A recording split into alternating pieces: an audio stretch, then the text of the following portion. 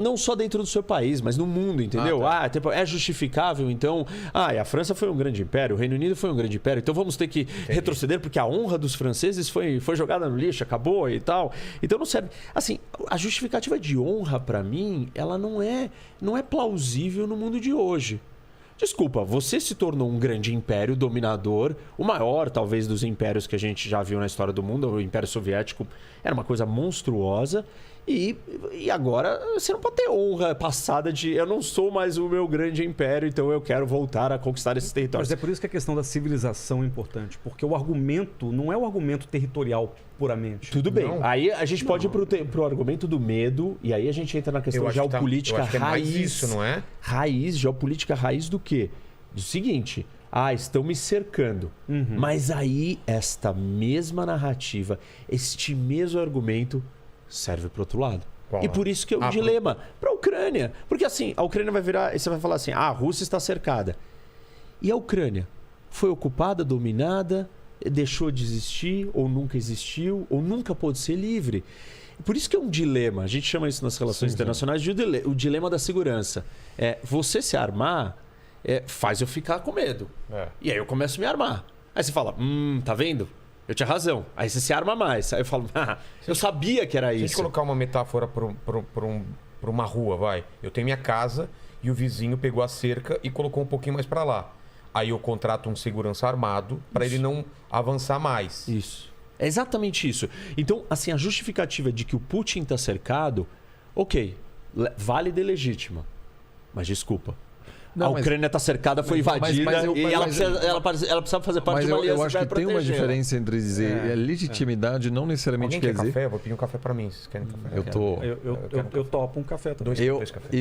Eu acho que quando o Guilherme e eu, né, a gente comentou os porquês, não quer dizer que tem um direito ou que é legítimo, é mais para compreender, né? Você perguntou, ele é louco, por exemplo? Eu tô tentando entender. Eu acho que ele é louco. Eu acho que ele é um cara. Mas aí o contra-argumento primeiro que isso vale para o outro lado. Isso vale para a Ucrânia querer ter aliança também. Eu entendo. Eu tava pensando... E aí o problema não é o Putin, não é a Ucrânia. O problema é que o sistema faz. É comercial, é o lance do medo, é um pouco de tudo... Mas tem uma coisa que acho que é diferente aqui, se a gente for pensar na lógica.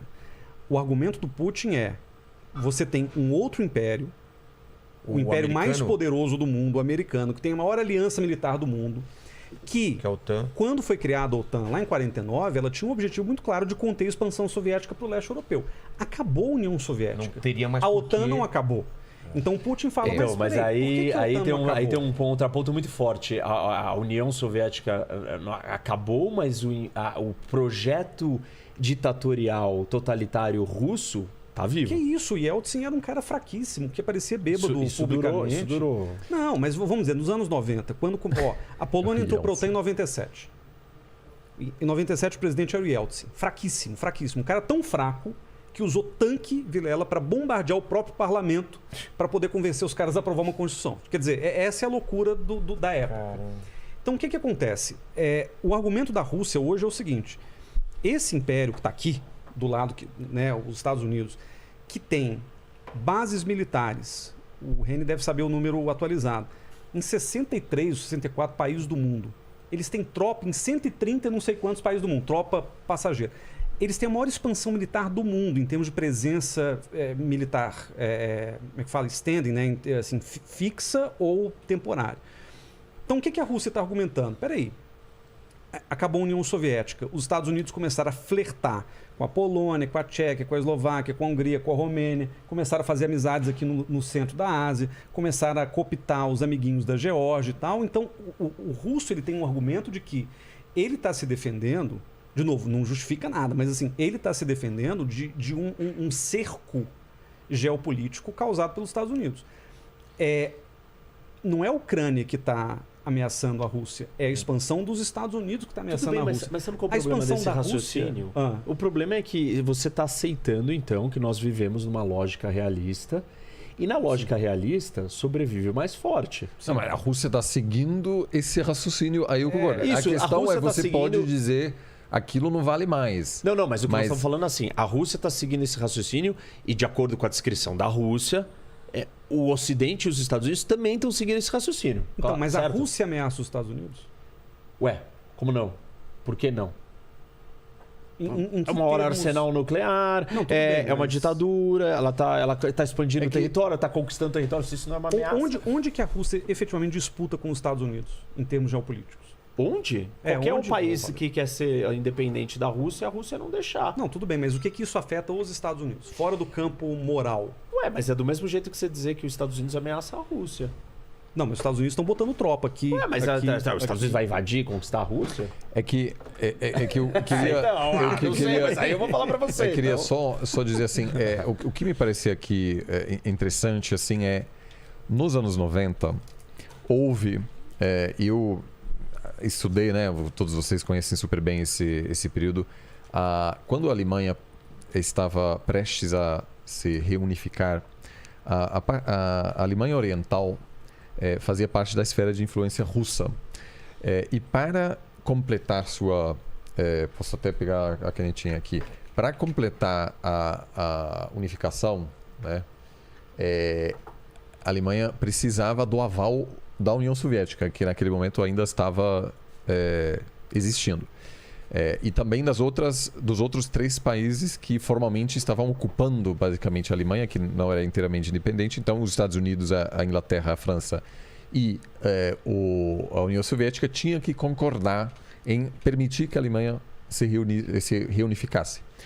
A Alemanha, na época, estava pensando só nisso. E o governo da Alemanha Ocidental, que basicamente queria integrar a Alemanha Oriental, fez de tudo para que Moscou aceitasse e falou: a gente promete que a OTAN não vai avançar mais para o leste. Na verdade, o chanceler alemão falou isso. O Helmut Kohl, o Baker, Bush, o James Baker. O James Baker e o ministro das Relações Exteriores, que na Alemanha é meio confuso, né? Porque o chanceler era o primeiro-ministro. Mas foram os ministros das Relações Exteriores que meio que falaram: olha, você topa aceitar, e o Gorbachev acabou aceitando. Mas nunca escreveram. Nunca houve porque tanto o Bush quanto o Helmut Kohl, o primeiro-ministro alemão, queriam mais flexibilidade, percebendo que a Rússia estava fraquíssima. E aí aconteceu uma coisa ao longo dos anos 90 que alguns acham que foi um erro de expandir, vamos dizer, de trazer esses países que queriam. A Polônia estava louca para entrar na OTAN. O Lech Walesa fez campanha. Mas é muito importante as pessoas entenderem por que a Polônia se sentiam ameaçados. Por que ela se sentia ameaçada? A Rússia, naquele momento, estava... Não, assim, porque se a gente não colocar isso, parece que é uma coisa de louco, assim. Não, tem uma galera vindo daqui que nem louca que quer atropelar esses caras então, aqui. Não, pera um pouquinho. Por que a Polônia e todos esses países aqui estavam desesperados para se juntar à União Europeia? Claro. Primeiro, a memória das invasões. Isso, eles foram invadidos, então, foram ocupados, foram dominados. Nos anos 80, Forças Armadas Soviéticas chegaram na fronteira com a Polônia. Então havia uma situação muito tensa que, aliás, muitos comparavam com aquele momento até recentemente com as tropas russas. E alguns, o que está acontecendo? Então, assim, é claro, se você fala com alguém que tem hoje 50 anos, eles têm muito medo da Rússia, né? Houve uma ocupação, uma invasão russa nos anos 60 em Praga, que teve... Ou seja, é óbvio. E aí, em 94, os russos travaram uma guerra na Chechênia, uma província muçulmana separatista. E aqui essa galera ficou, olha... A Rússia, de repente, não vai se tornar uma grande democracia, mas etc. Acordou. E tem um episódio maravilhoso que o Lech Walesa, que é um sindicalista... É uma espécie de... O Lula da Polônia. O Lula da Polônia. Torna-se presidente... Ele janta com o Gorbachev e bebem todas. E no final, o Walesa, que sabia beber muito e ficava assim, com um objetivo muito claro, convence o Gorbachev, completamente bêbado, de concordar que a Polônia pode fazer parte da OTAN. E os assessores falam: não pode. E ele sai de lá e assim, vira amigão do Bill Clinton. O Bill Clinton, cara jovem, sem experiência. E o Clinton vê aí uma oportunidade de se tornar uma pessoa histórica, de redesenhar o mapa e dizer, essa galera aqui... Mapa de influência. E o Clinton vira herói aqui na Europa Leste, né? Tem estátua do Clinton nesses países. O chanceler, quando a Polônia entra na OTAN, o chanceler da Polônia diz que é o momento mais importante da Polônia desde a chegada do cristianismo na Polônia. Nossa. Por quê? porque a Polônia tem um pavor de ser invadido. Foi Ser pelos ameaçado. alemães e depois pelos Isso, russos. então, assim, só um parênteses, eu não vou querer, mas é só para porque esse é o ponto-chave que todo mundo tem que entender. Se os russos se sentem de tal jeito, esses daqui também se sentem. Só que aí Eles também têm medo. mas tinha assessores naquela época que falaram pro Bill Clinton, cara, isso aqui vai dar problema, porque em algum momento a Rússia não vai ter mais um bêbado à frente, vai ter um cara que vai pedir essas esferas de influência de volta. Havia pessoas, e eu acho que o Bush, por exemplo, em 2008, né, eu acho que foi Bucareste, né, com a conferência, que falou publicamente, a Ucrânia poderia entrar na OTAN, né? Só que sem alinhar com os outros membros da OTAN, então não havia uma disposição interna. E foi o pior dos momentos, porque a Ucrânia se sentiu empoderada, começou a falar, Rússia, o que você quer? Porque eu tenho amigos poderosos agora, olha aqui. Só que a OTAN não estava preparada para entrar, para aceitar a Ucrânia, então, e gerou uma preocupação em Moscou, que pode ser não legítima. Mas... Não, eu acho que é legítimo você estar preocupado com a sua segurança porque você se sente cercado. Só que isso serve para os dois lados. Então, mas aí tem, esse é o ponto. Volta E ao assim, ponto. e tem um detalhe ainda mais grave, porque se a gente relativizar isso, é comparar coisas que não são comparáveis. E o medo daqui eu sou livre e quero continuar sendo livre. Sim, eu só digo... E o daqui não. Eu só digo, havia pessoas nos anos 90 que diziam... Já previram. Isso aqui vai Tudo bem, merda. tudo bem. Então, mas assim, se a gente retirar o elemento e tratar que a expansão da OTAN e a expansão da União Europeia é uma expansão equivalente a uma expansão soviética e russa, a gente tirou a peça central da diferença dos dois lados. Peraí, acho que são duas coisas diferentes. O que a gente tem que entender é que Rússia e Polônia, Ucrânia, estão jogando jogos diferentes. O que está em jogo com relação à Rússia é a sua sobrevivência como potência. O medo dela dos Estados Unidos, a expansão americana para leste, é o medo de isso violar o status dela como potência. É claro que a Rússia tem medo de ser invadida, você pode extrapolar isso para várias coisas, mas eu acho que o que no limite está em jogo, voltando à honra, ao ressentimento, é justamente Nós estamos falando de honra, então. Sim. Agora, o que acontece? Polônia, Ucrânia, Romênia, todo mundo tem medo da Rússia. Óbvio, o Paraguai tem medo do Brasil. O México tem medo dos Estados Unidos, por razões óbvias, né? Você é o vizinho menor num jogo em que você tá ali na fronteira. Ser engolido, né? Pode ser engolido. Agora, o que acontece? Vou pegar um exemplo que talvez seja o exemplo que resolve em parte o nosso dilema aqui, que é esse aqui, Finlândia. O que acontece com a Finlândia? A Finlândia sempre foi um limite muito sensível para a Rússia. Porque, por exemplo, as invasões nazistas, elas aconteceram aqui na Escandinávia também. Né? Então, o que acontece? A Finlândia ela era o último limite de uma defesa da Rússia. Depois os nazistas invadiram por baixo, mas essa parte de cima, muito perto de São Petersburgo, que está mais ou menos aqui, era muito importante. Então, aqui não então o que tá bem aqui na pontinha. Então, o que acontece? Na visão russa, o que se chegou com relação à Finlândia poderia se aplicar a outros países, que é o que a gente chama de finlandização. O que é a finlandização? É você, por força de lei, garantir que esse país vai manter uma certa neutralidade frente aos blocos concorrentes. Então a Finlândia, ela não entrou para a União Europeia, a Finlândia não entrou para a OTAN. Mas a Finlândia está na União Europeia. Não. Depois. Durante a Guerra Fria. Tudo bem. Naquele momento Quem da decidiu expansão... isso?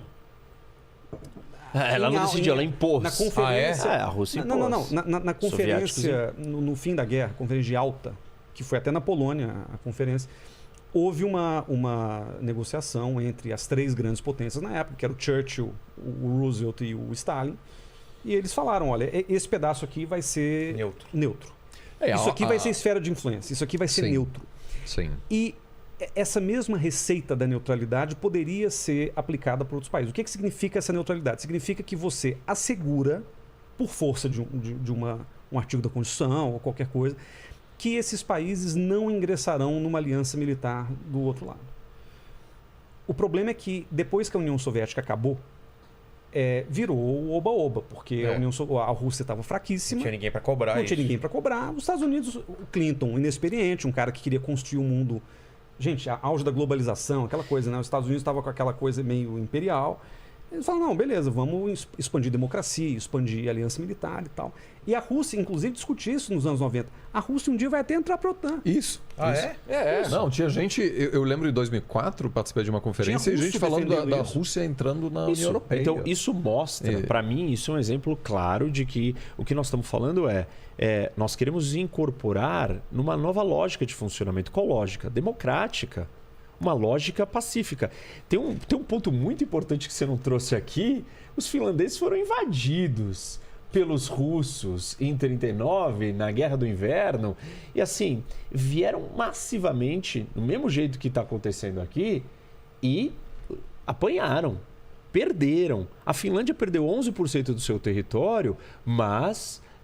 os finlandeses conseguiram vencer os russos. Então, assim, não dá pra dizer, não, fizeram um acordo.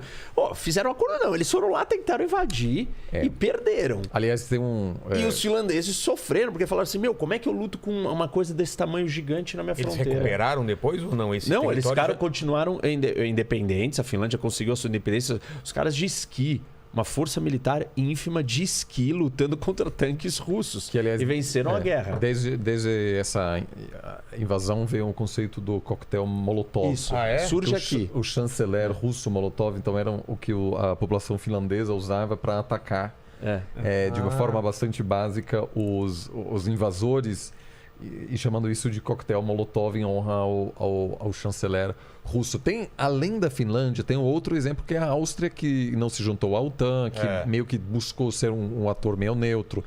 O problema hoje, é claro, a partir dessa situação, com todo mundo com medo da Rússia, querendo se juntar aqui, inclusive com esses comentários que eu considero um pouco perigosos, né? De dizer, vem